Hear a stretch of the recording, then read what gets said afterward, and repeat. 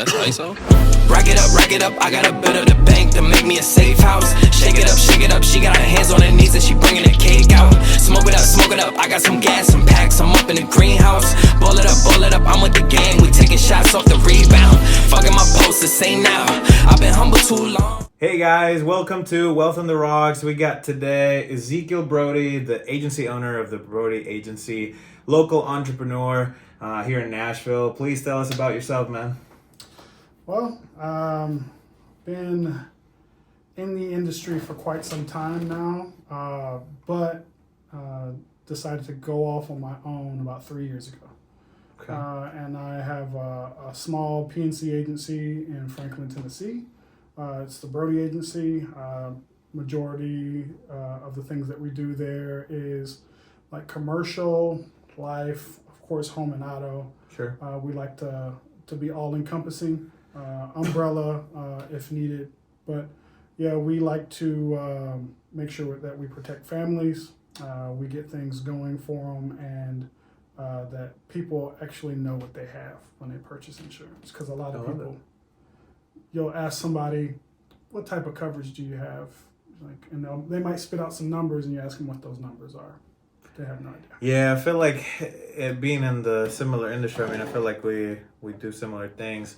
A lot of people are way underinsured and they don't know enough about it to ask the right questions. Exactly. Many times. But we got here some Bookers too. I was gonna pour this while we're chatting, but for anybody that hasn't tried this, Bookers is an incredible bourbon. This is actually this year's, the 2023-24, and I love such a cool presentation for this. And I remember I actually went to Louisville last year, and I went to display, see how they have like a little thing in here to hold the bottle. Yeah. They put, I don't know how they did it, but they put something here, so it was like a 2-story thing. Mm-hmm. And they had old fashions, and so we had Bookers old fashions that were like, the presentation was like a 2-story old fashioned in the Bookers bottle. That's smart, super cool. Smart marketing. Yep. So, but yeah, and speaking of marketing, like as an agency owner, what has brought you to start your own agency? Like, how did that came about? So, when I thought about doing it, I went back and I remember going into my personal agent's office, and I never spoke to the guy. Spoke to a staff, nice staff, great people. Yeah. But whenever I decided to do that, I wanted to make sure that not just the face behind the name, but you actually meet the person. Yeah. You know the person's personality. Sure. Insurance in its whole, whether it's life insurance, homeowners insurance, it's very intimate, right? Yeah. People, and then if that person doesn't have your best interest and you're just kind of a number, which I found out some of those really, really, really big gorillas in the market, they have well over 10,000 policies. The ones that sit on every corner. Sure. They have 10,000 policies. If you were to see that person and see your agent in the grocery store, would you know who he was? Probably. You know his name. Yeah. But you don't know who he is. Yeah. So I wanted to make sure that people knew who I was. They got to talk to me. Yeah. Even if one of my producers, you know, they help someone out. Yeah. I want them to talk to me. Yeah. Yeah. I love that. I feel like it definitely gives you more an edge for most people, because especially, and we were talking about it with somebody the other day about how the transition from being remote to, or from being in person to being remote in our industry, being that we're talking to families, and it's a very, like you said, it's a very intimate, personal thing. It's definitely affected things, but being somebody like yourself that's actually taking the extra mile to go and meet them where they are, and do you still do like in-person meetings with people? Oh yeah, things like yeah, that all the time. Yeah, all the time. Cheers, if they're salute. Yeah, yeah.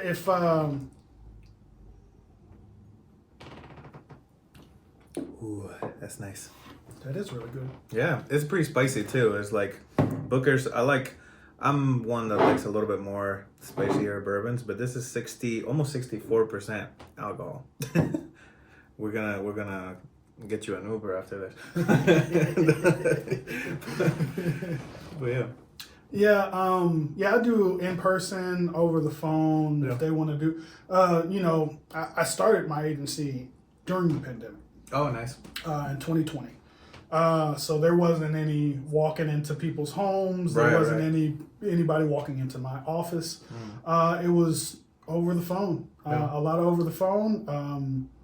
Of course, there's people that people scam people, so Yeah. they're unsure who they're talking to. Yeah. So with all the modern technologies like Zoom, Teams, Sure.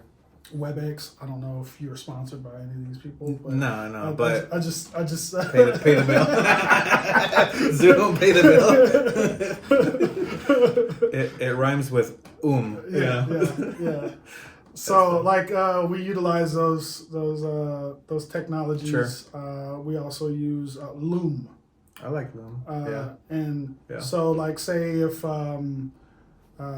we talk to a person and we feel that they don't quite understand, or if they want a more of an explanation, we can do a breakdown on Loom. And, Okay. and Just send them the video. Yeah, we send them. That's the pretty video. good. Yeah, that's a pretty good idea. For anybody that doesn't know what Loom is, it's just a tool. Again, not sponsored by these people, but Hopefully. pay the bill. Pay the bill. Hopefully. But Loom is a great tool. I've used it in the past where you can screen share and essentially record a quick, I don't know if, for what I remember, it's 5-minute videos or maybe it's more than that, but bottom line, you can record yourself doing a quick screen share explanation of things, and it can be pretty helpful, right? It's very much helpful. A lot of people don't understand insurance. Not to say that they are negligent or anything like that, but Yeah. people they shop off numbers, which I will tell you, do not do that. Yep. You don't go and buy the cheapest anything and think it's going to last. Right. That's So if you want adequate coverage, you sometimes you have to pay a little more. true. Yeah. And after you look at the price point, dollars per coverage, Yeah. you generally save money. Yeah. You don't go into Walmart and buy one roll of toilet paper. You buy a bunch. That's true. Yeah, that makes sense. So in that case, what would you say is your process for helping these individuals, right? Because you're talking about life, health, commercial, personal lines. What would you say is your bread and butter? If somebody were to contact you today, what's your bread and butter that you work with, and what's your process whenever you sit down with somebody to help them? So we do a lot of commercial. Love doing commercial. Love talking to local business owners because I'm a business owner, right? Mm-hmm. So it's good to get perspectives in different industries. Yeah. But as for onboarding a regular client that's just wanting to protect their home and their auto, their life, we go through the process of explaining and reviewing their current coverage. If there's any holes, we kind of let them know what's going on. Yeah. One of the big things here in Tennessee, especially for auto insurance, there's 60% of individuals drive without enough insurance. You said 60? 60? 60. 60. Wow. 60 drive without enough insurance. 30% drive without insurance. Jeez, wow. So that's a lot of people. If you don't have uninsured motorists, get it. Yeah. Get it because it protects yourself and your personal property, and generally the deductible is $200. Yeah, on not most a lot. policies. Yeah. So even if you just wanted to have liability and uninsured motorists, do it. Of course, newer cars, you need comprehensive and collision and all that good stuff, right? Yeah. But commercial is something that I love to do. Different industries, I get to talk to different people. Yeah. Get to talk to insurance agents, real estate agents, contractors. I help a lot of people out in different industries. Some industries I did not know were as lucrative as Sure. some other ones, and kind of catches you off guard when you go to write a policy. You go, oh, wow, I had no idea. No kidding. Yeah, and honestly too, like working with business owners and working with individuals is a totally different conversation too whenever you go in, because I feel like for what we do and traditionally is mostly individuals, right? Like occasionally we have business owners that we work with, but I feel like the big majority of the work is through individuals, and obviously those conversations are, I'm sure, totally different. Yeah, Totally and different. I'm curious, you know, because I have a ton of crazy stories too from just individuals in general. It's just funny, but whenever you talk to business owners, what's some like funny or just interesting interactions you've had? Them not knowing specific coverages or how their staff can affect their insurance. People have a certain mindset of the way that they protect things with any insurance. You're protecting the risk. Yeah. So if you mow lawns, you're protecting your risk. You're not protecting your materials. Sure. Albeit you could add it to your policy. All that stuff can be added. Yeah. But you're protecting if you do something, right? Sure. And that's the risk. If you have any type of claims, it's a lot different with commercial. If you have a specific amount of employees in the state of Tennessee, you have to have workers' comp. Right. Payroll, all that other good stuff. One thing that I like to touch on with a lot of small businesses that probably have 6 or 7 employees, I like to tell them about EPLI.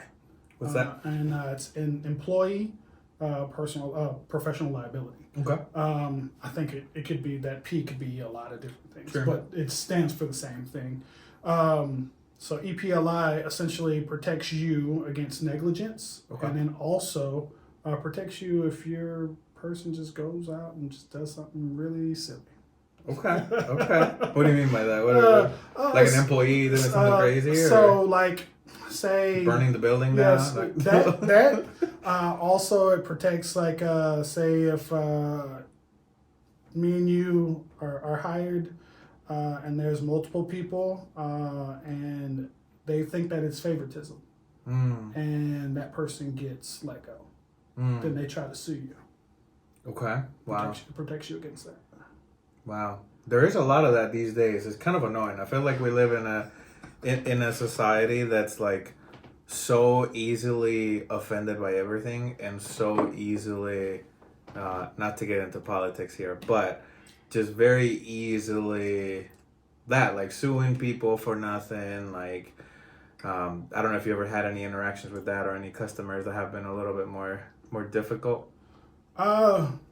I see all types. All types. I see people that they call and they just want to make sure stuff is covered, almost to the T. They're like, hey, can I have every single coverage that you have? I tell them sometimes you can be overinsured. And that's not a thing that normal insurance tell people. But there are some people that want earthquake insurance in Tennessee. We did have an Just earthquake. let them take it. we did have an like, earthquake here. Like, I just felt a little tremble. You know what I mean? Like I want to say it was like 30 years ago or something like that. We had an earthquake here. The big thing in Tennessee is sinkhole. If you don't have it, get sinkhole. It's there's not a lot of tornadoes. we got bad tornadoes. Depending on where you are. Yeah. I don't know if there's probably Well, if you're near water, you're gonna get a tornado. Yeah. I know there's here in this neighborhood and some of the surrounding neighborhoods, the lights are always going out. I don't know what that's all about. But the grid, I think in Nashville, in some areas in Nashville, the grid is probably a little bit older, and it's like the second there's wind, lights are all out. The second there's like a storm that's a little too hard. But I don't know about the sinkholes, but sinkhole. So just to give you a quick explanation, water runs downhill, right? Yeah. So if your house is at the top, you don't have too much to worry about. Okay. If your house is at the middle of the hill, you should probably get it. If your house is at the bottom, yes, because essentially the water goes down, erodes underneath the home, and essentially just creates the wow. That's brutal. Yeah. So it can be, and that we're not talking about. You're not going to just lose your windows. Your whole house Your whole is house just is saying, gone. "Oh my gosh, Yeah. that's crazy." How often does that happen? Just curious. It happened 2 years ago. Yeah. Probably about three or 4 miles from here. Wow. Yeah. That's crazy. Yeah. So like where I live, I'm gonna have to relook at my insurance. All of a sudden, I'm having dinner and then like, no, you'll know. You'll like go to your garage and you'll see cracks in the floor at first. Okay. First, you'll see. It's not like you're just all of a sudden. Or you'll go one day and your door won't open or shut, like stuff like that. Like you're like, you notice something is not. Yeah. You'll go to your sliding door on the back. You'll go to slide it and. Something's iffy. Something's not right. Okay. So that's good to know. Yeah. Honestly, I probably don't even remember what I have, so I'm probably gonna look into Exactly. And that's why I preach reviews. It doesn't matter if you come to me or your local agent or the person that you have. You need to have a review on everything. That, if it's an asset that you care about, right, you should probably insure it and make sure it's insured adequately. Yeah, I love that. And one thing too, like I feel like you're very good at is networking, and that's something that for a lot of the people that are watching this are entrepreneurs and people that are trying to get ahead. What have you done that has worked for you when it comes to networking, when it comes to building connections, relationships, and ultimately finding more business, finding more clients? So I think one of the big things that I generally work on for networking is having those important conversations with people, right? When you have the best interests for other people in mind, people eventually will say, "Hey, you should probably talk to this guy." Right. He has my best interest in mind. It helps when you save him money, of course. Right. And then just networking B2B. When I first started off, it was Pat and Turner, man. Yeah. Pat Turner. Yeah. I know a lot of life insurance agents do door knocking. I would go into businesses and I would go and talk to them. Hey, when's the last time you talked to your insurance agent? I don't know. Probably. Whenever my renewal happens or something, Sure. He wants my money. Right. Okay, so did he make sure that you were covered? Right. You know. Did he or she or them? Sure. Sure.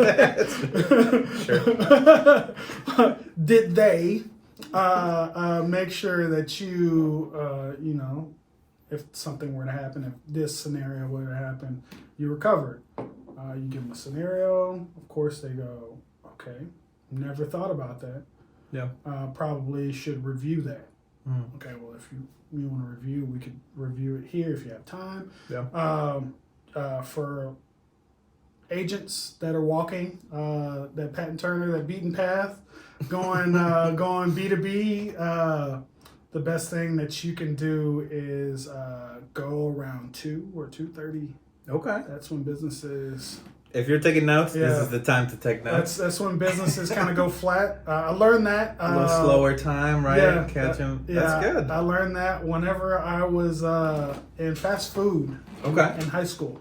2:30 was a time that they would always let people go. Really? Yeah. Like, so if you had a summer job, 2:30, they're like looking for, hey, you want to go home?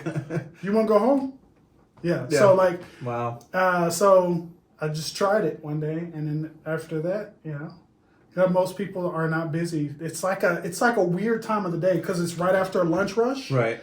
And then it's right before they start to get ready for the evening, go home. Yeah. That's a good point. I don't think I've ever done door knocking into businesses, but it's a great way to get the word out, and I mean, especially if you're starting out too. Like, I know a lot of people see like finance, insurance, just the whole real estate, a lot of those similar industries that are very, you have to hunt and kill for your own kind of, it's a lot of yourself relying on what you can bring to the table and the relationships you build and the connections you make. It's all about who you know. But a lot of people, I feel like, are not patient enough, or they get started thinking, wow, I'm gonna make millions of dollars in this, and I'm gonna do all this, but then the reality hits and you're like, all right, I actually have to go out and freaking one foot in front of the other. I heard somebody tell me something one time, and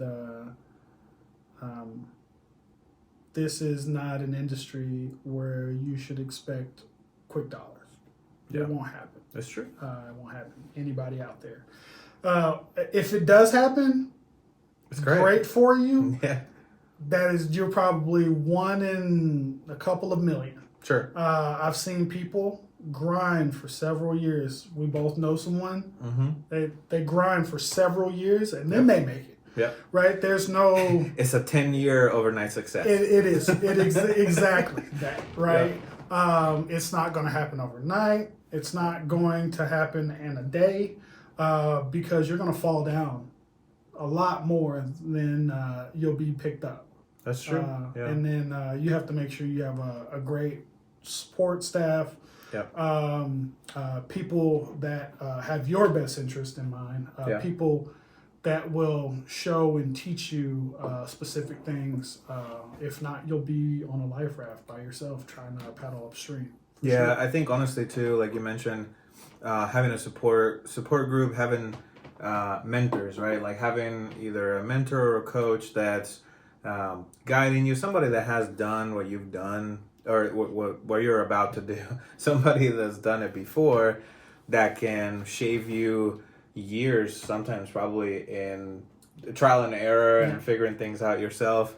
It's a huge thing, and especially in any industry, right? But especially in this, there's so many routes you can go, so many things you can do. Like you talk about door knocking. I mean, there's an infinite number of ways that you can go about getting new business, and I feel like having somebody to guide you and helping you out is key. And I mean, at the end of the day too, like somebody might have already talked about this before, but being in smaller rooms and being in a closed room of the 5 closest people to you is who you're going to become. Mm-hmm. So I'm curious, for you, what does that look like? Like who are some of the people that you seek out to connect with, and how do you get into some of the smaller rooms?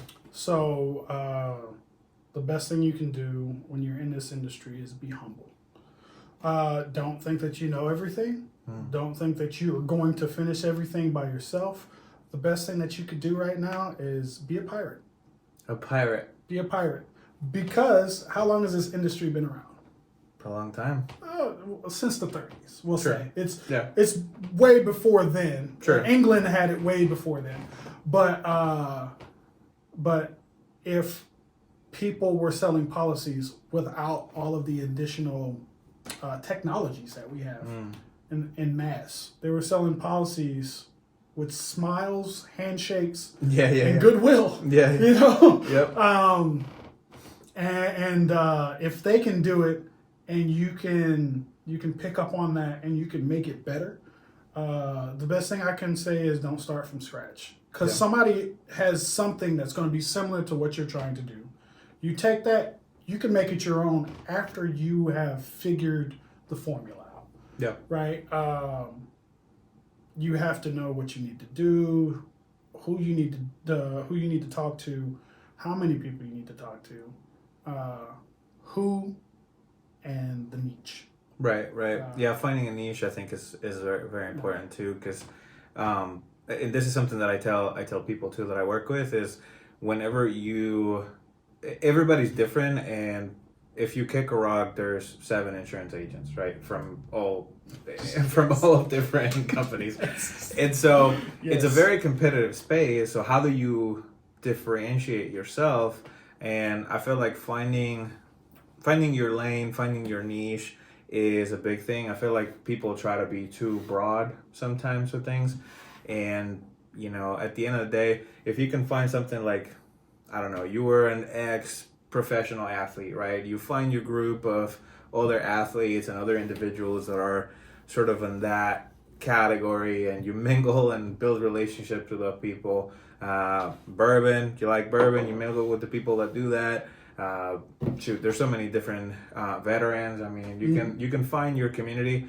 About door knocking. I mean, there's an infinite number of ways that you can go about getting new business, and I feel like having somebody to guide you and helping you out is key. And I mean, at the end of the day too, like, somebody might have already talked about this before, but being in smaller rooms and being in a closed room of the 5 closest people to you is who you're going to become. Mm-hmm. So I'm curious, for you, what does that look like? Like, who are some of the people that you seek out to connect with, and how do you get into some of the smaller rooms? So the best thing you can do when you're in this industry is be humble. Don't think that you know everything. Don't think that you are going to finish everything by yourself. The best thing that you could do right now is be a pirate. A pirate. Be a pirate. Because how long has this industry been around? For a long time. Since the 30s, we'll Sure. say. It's way before then. Sure. England had it way before then. But if people were selling policies without all of the additional technologies that we have in mass, they were selling policies with smiles, handshakes, and goodwill. Yeah. Yep. And if they can do it, and you can pick up on that, and you can make it better. The best thing I can say is don't start from scratch, because somebody has something that's going to be similar to what you're trying to do. You take that, you can make it your own after you have figured the formula out. Yeah. Right. You have to know what you need to do, who you need to talk to, how many people you need to talk to, who, and the niche. Right.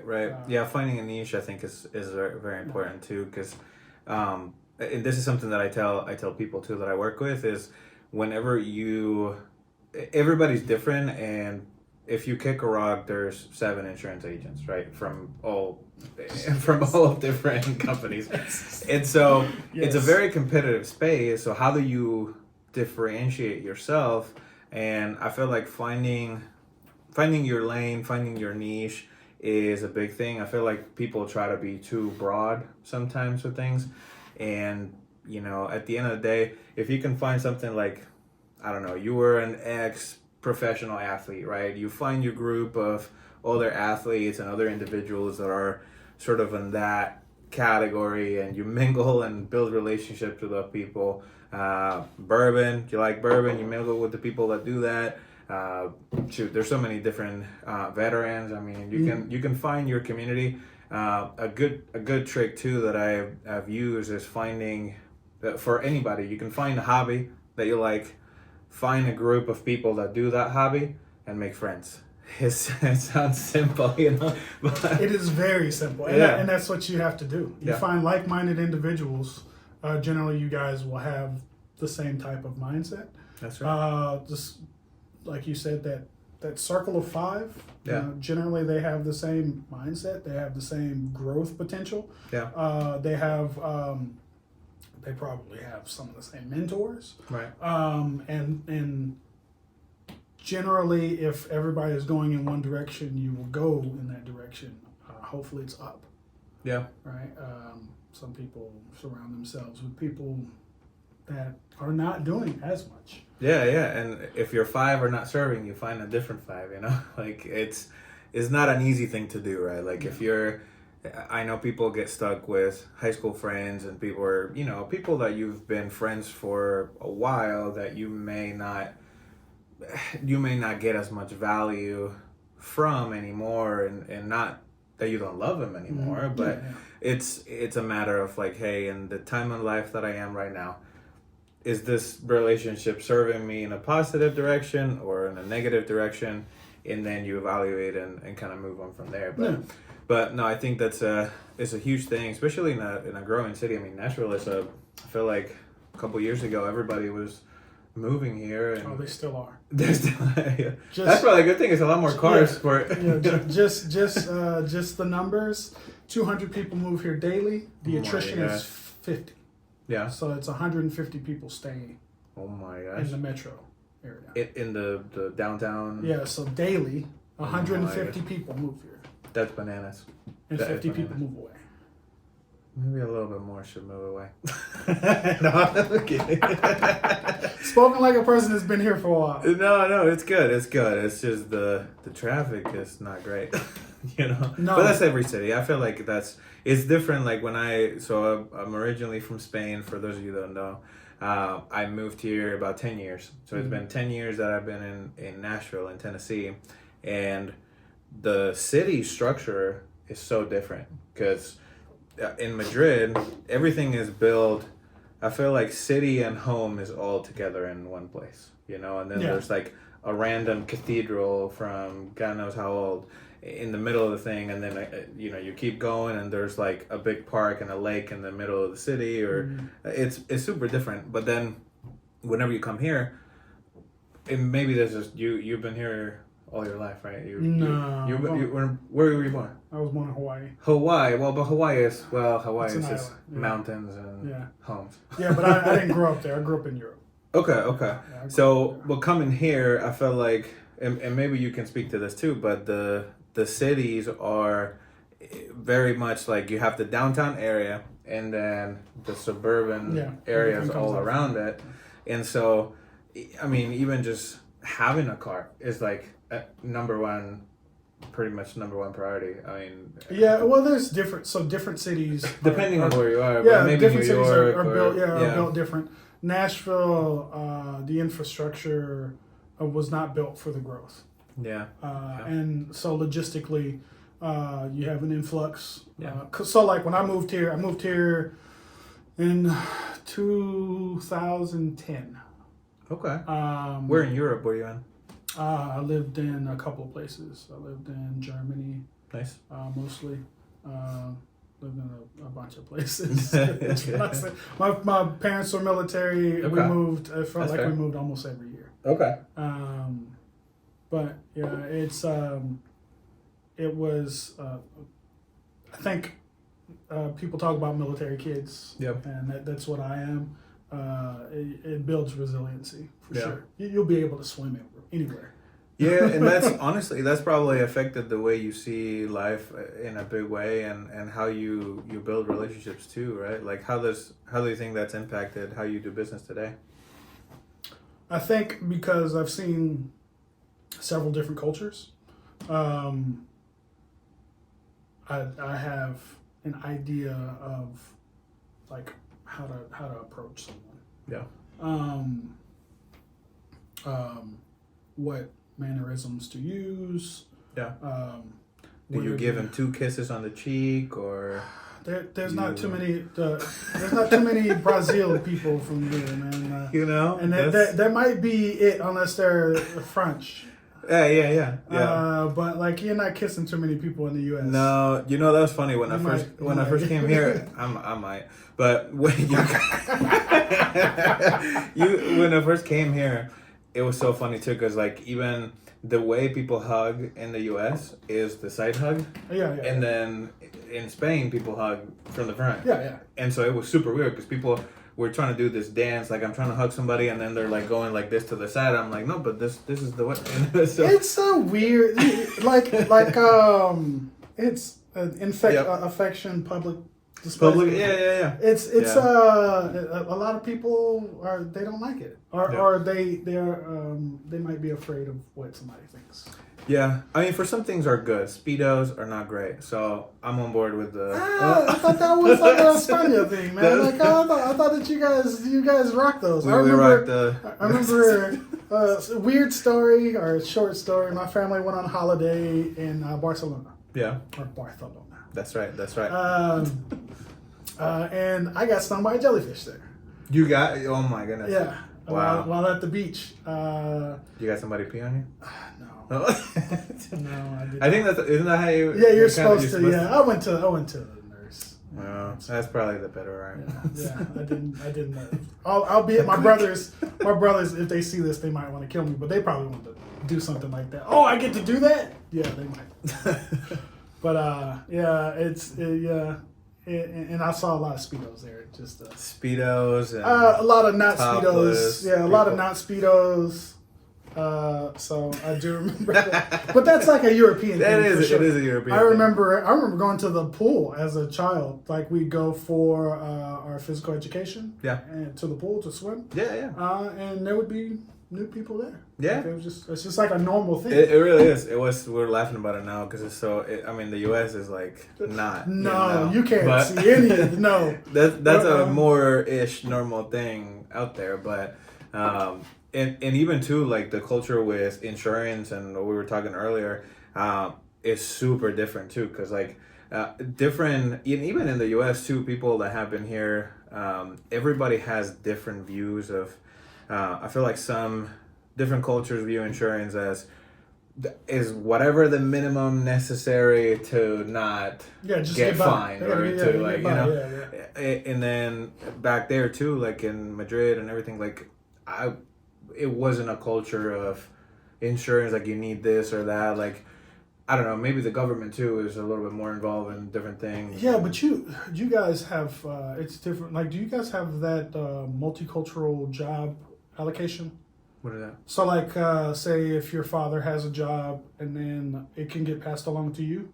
No, but there's a lot of like, is weird, like with the job situation there, because most people, the culture in Spain is very relaxed and for good things and for bad things. Yeah. I know there's one of the blessings of living here is that if you're somebody that loves to work and wants to make something of themselves, dude, there's like an infinite amounts that you can do. I mean, it was so interesting because Spain, even right now, is going through kind of a rough patch. I feel like we haven't recovered from the 2008 rough patch, but there's not as much like open jobs everywhere kind of thing, right? Like when I first visited a few times here before moving here, it was like going down the street and it was like now hiring.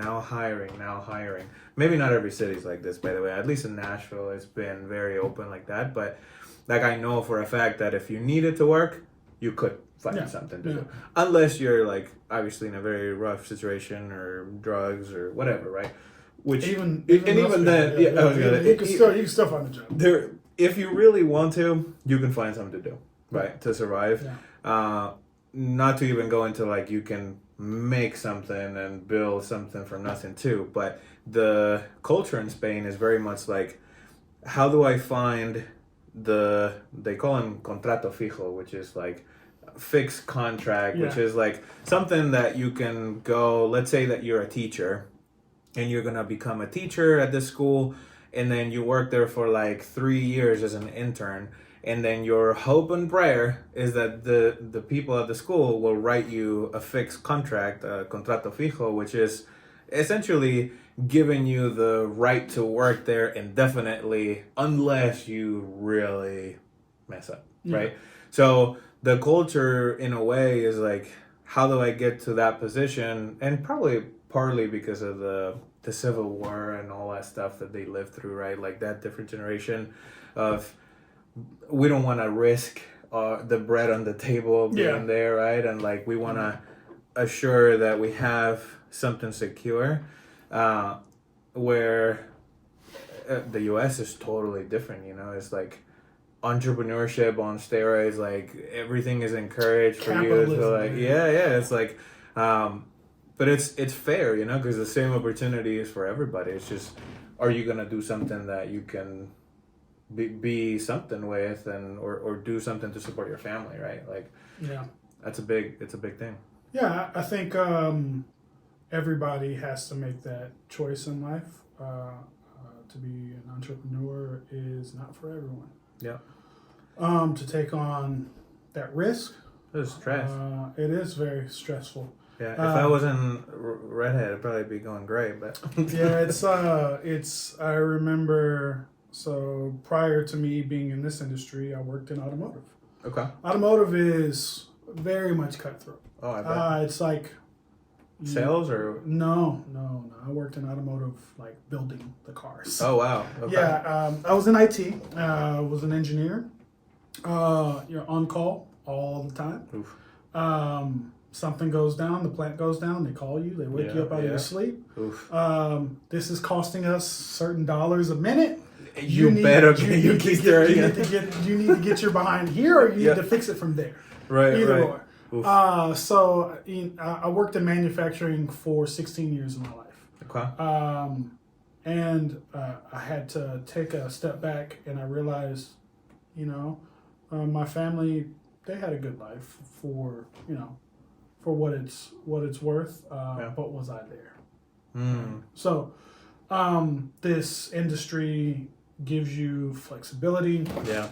Albeit, I'm not going to tell you the first 5 years. It's not going to give you the same flexibility. Sucks. Donkey balls, but yeah. Well, it could be good. Depends on. You know what? I have met several phenoms, right? Sure. Doing this. Yeah. And it's mainly it's a routine. Yeah. And it's making sure that you do the same thing. Well, if you were a professional athlete, or if you were an athlete, like at a high level, footballer, boxer, whatever you want to call it, right? Sure. You will probably do very well in the insurance industry, or if you have a big drive. Right. If you are driven by something. Right. Whether it be God, culture, or children. Yeah. If you are driven, or if you have that mindset of doing the same thing over and over and over again until it's great, you'll be really good at this. Yeah, absolutely. No, I love that. What do you think, like, if you had to give advice to somebody that's like contemplating in maybe going into the insurance industry, or going into just entrepreneurship in general, somebody that's like, dude, I've been really thinking about this. I want to quit my 9 to 5 and I want to have a 24/7. I mean, that's exactly what it is. Yeah, that is exactly what it is. Entrepreneurship is switching my 9 to 5 for a 24/7. Yeah. But we make it seem like it's super negative, but it really not. There's a lot of. I feel like one of the biggest things in general is like building somebody else's dream versus building your dream and what you want for your family, and you can do that together for a while. You can be working somewhere and trying to figure out your way until you figure out when is the perfect time to pursue whatever you want to pursue. What do you say, like, hey, if somebody's in that situation, what did they need to do to speed up the process, or to? I would say make sure that you have your ducks in a row. Financially, mentally. I like that. Yeah. One good thing that I could probably tell you is find somebody that has already done it. Okay. And just talk to them. They don't have to be your mentor. A lot of people, I hate to say this stuff, but some people that I talk to, because I remember feeling like I was on that life raft. Before. Sure. Because I felt really siloed, especially after what we went through. And I remember selling policies. I sold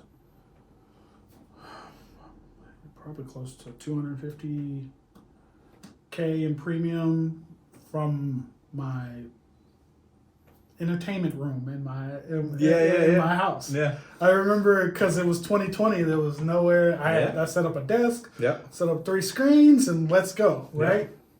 Yeah. There wasn't a big support system.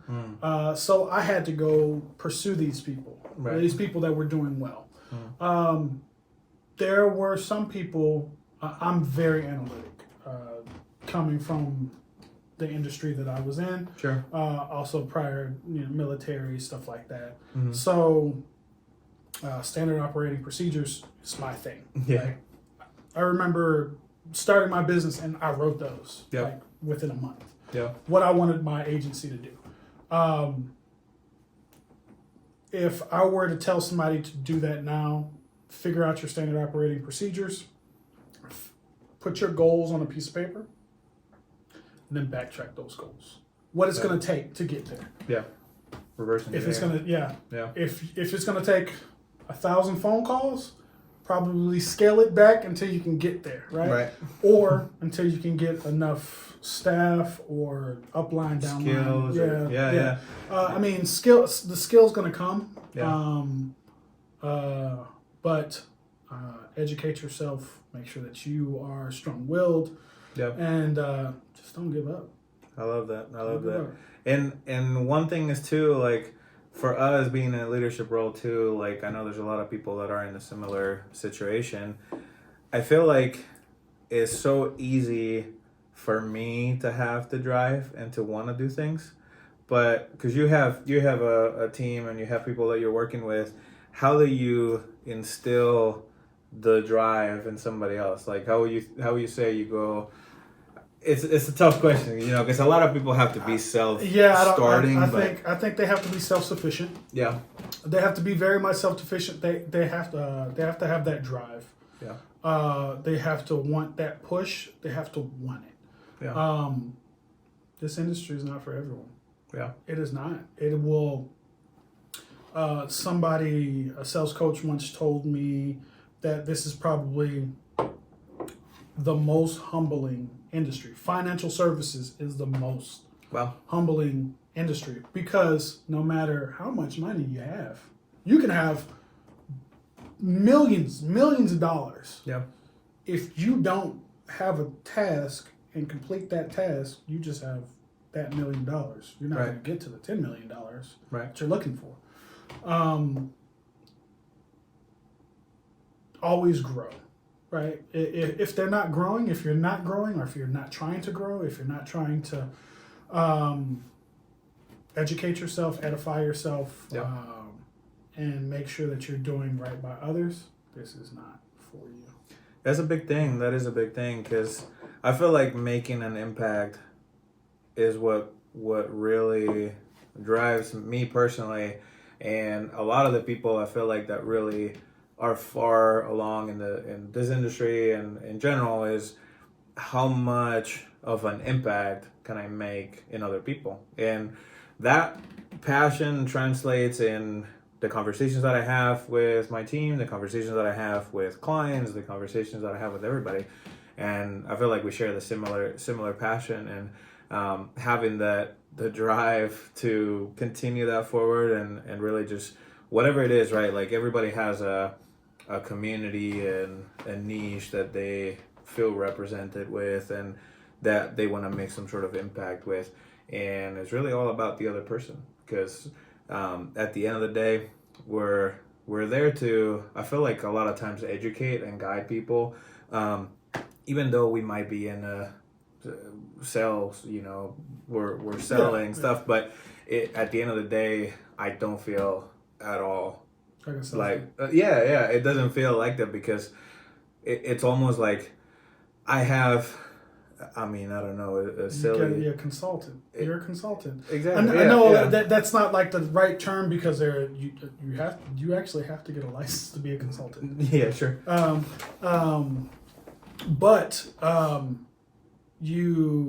So generally, the best way I can explain my process is I will let someone know what I feel is adequate. Yep. They can choose to take that. Right. Or they can say, no, just give me the bare minimum. Right. Generally, I draw up some sort of documentation. I send it over whenever the documents are to be signed, and they sign that document. So whenever they say, I wanted lesser, it's documented. Sure. And then we can review that whenever we have a renewal. Right. Just, this documentation's here. Hey, whenever we last spoke, this documentation's here to say that, hey, you just wanted this right here. Are you still in that same mindset? Yeah. Or did something happen? Generally, when something happens to someone, that's when they see that light bulb goes off. Yeah. I feel like sometimes it's a little too late too in some of the situations, and especially in like in life insurance, right? Or like in car, probably home auto too. But if somebody passes away, dude, there's no. I wish I would have had more insurance. Or I hate this. So I have this story. Hopefully I don't tear up. I don't want to tear up on camera, but it's fine. People do cry. Just remember that. So I had this couple that I insured, home and auto, and I was talking to the husband mostly. He was like, "Make sure you get my wife covered on life insurance. We want to get her covered. She's younger. It's going to be easier for her to get covered." Yeah. Awesome. That's what we'll do. We'll write up the policy. Wrote up the policy for her. She would call every so often, make changes. They would get different cars, and so she called me. I didn't think anything of it. Hey, how's it going? I'm good. Did Michael? His name was Michael. Sure. Did Michael ever get that policy? What policy? Life insurance policy. And I was like, oh, we started the one for you. That's what he said. And he said we would talk about yours later on. Or talk about his later on. And then she said, well, Michael just passed and I'm trying to figure out what I'm going to do. Dang. And I think I sat at my desk and I cried. Wow. Yeah, I felt bad because I talked to several people about this, and they were like, "There was nothing that you could have done." Yeah. I mean, it's because like you don't want to be a pushy person. Get this, because it's very important to you. Yeah. But I continue to insure their home and auto, but I watched this lady slowly lose everything because she didn't have coverage for her husband. That is brutal. She lost her home, or she lost her auto. I think she ended up either moving in with her sister. The woman lost everything. That is insane. Yeah, and honestly, I wish this wasn't, or I wish it was just a one-off case, But like we've heard story after story after story in our industry that, in a way, I mean, it moves the business from your head to your heart. Yes, there's a lot of money to be made in financial services, but who cares? Yeah. If you can help somebody, and I always think about this, like, and I haven't had anything like that happen to me that close yet, but I know it's coming. I mean, inevitably. I hope that it doesn't, and I hope that you help everyone you talk to. I know. Because that was the biggest kick. Yeah. Of cojones. Yeah, biggest kick. I use a standing desk when I'm at work. It helps me a little bit better. I am actually tearing up. And I remember having to hit the button and sit down. Yeah. And just sit there at my desk with my head in my hands. After talking to her, because there was nothing that I could do. Yeah. Like, what is the money that I have in my bank? Just not gonna. It's not going to help this woman through several years of all of the things that they built. He's the breadwinner. He's retired. Yeah. Right. He was a car salesman. So I mean, it's just whatever he has left or saved. He was well in his 60s. Yeah. I don't know how much money they had. Yeah. But probably not enough. Yeah. It's brutal. It is brutal, but that, it gives you more motivation too. I'm sure you have a different, from that point on, a different drive. You talk different, probably carry yourself. Everybody that I talk to, I at least have a conversation with them about life insurance. Yeah. Whether it be letting them know that, it's very important to review the coverage that you have, especially if you have it with your company, your place of business or whatever. Generally, those policies are not transferable, and they will put you in the worst way whenever you decide to be an entrepreneur or move to another company. Yeah. There are specific time periods between those two, and that threshold can come very quickly, and something could happen. Yeah. I was fortunate enough to meet somebody that you know. Yeah. And he actually wrote my life insurance policy because at the time I used to be like a contract worker. And I would go essentially to the people that would pay me the most. Yeah. And of course, I didn't have life insurance. Yeah. And the stars aligned, and I met him. Yep. And we talked about it, and I was like, of course, I probably need that. And then it's probably the best thing. It's going to help me retire really early. Yeah. Well, not anymore, not after starting this business. But Man, well, I can think of anybody better than you to take care of somebody with that. And if you're in the Nashville area, are you licensed in any other states or just Tennessee? Just Tennessee. Tennessee is a big enough market. It's pretty big, yeah. If you're in Tennessee, reach out to him. He definitely can take care of you and all these different things. And I appreciate you with sharing some of this very nice Bookers that it's definitely... Yeah, I'm not a brandy drinker, or not brandy, bourbon.